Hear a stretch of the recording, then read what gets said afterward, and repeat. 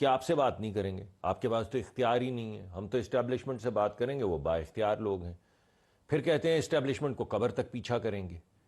پھر کہتے ہیں کہ خدا کے واسطے کوئی ایجنٹ ہی مقرر کر دیں جن سے بات کریں گے. تو کچھ بات سمجھ نہیں آ رہی کہ بات کریں گے یا نہیں کریں گے, کریں گے تو کس سے کریں گے, ان سے کریں گے جن کا قبر تک پیچھا کریں گے, یا ہم سے کریں گے جن سے جب ملک پہ حملہ ہو گیا تب بھی بات کرنے کو تیار نہیں تھے. ابھی کوئی ایسی چیز تو نہیں ہوئی کہ ملک پہ کسی نے سرحدوں کو پار کر کے ملک پہ حملہ کیا ہو جس سے دشمنوں کے دانت بھی کھٹے کیے گئے, لیکن بہرحال وہ ایک بڑا مشکل وقت تھا جس وقت ملک پہ حملہ ہو چکا تھا. بھارت نے ہماری سرحدیں پار کی تھیں, اور اس وقت بھی chief of the army staff نے دی بریفنگ, اور خان صاحب نہ آئے, نہ انہوں نے کسی سے ہاتھ ملایا.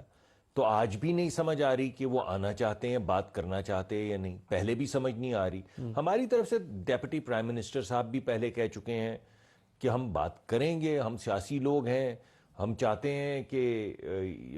پارلیمان جو ہے وہ آگے بڑھے, ہم چاہتے ہیں کہ تمام سیاسی جماعتیں جو ہیں وہ بیٹھیں, ہم یہ بھی چاہتے ہیں کہ معاملہ آگے بڑھے, مگر ایسا معاملہ آگے نہیں بڑھے کہ ہم نہ قانون کی ہمیں کوئی بات سمجھ آئے, یا کوئی جس طرح آپ پری کنڈیشنز کی بات کر رہے تھے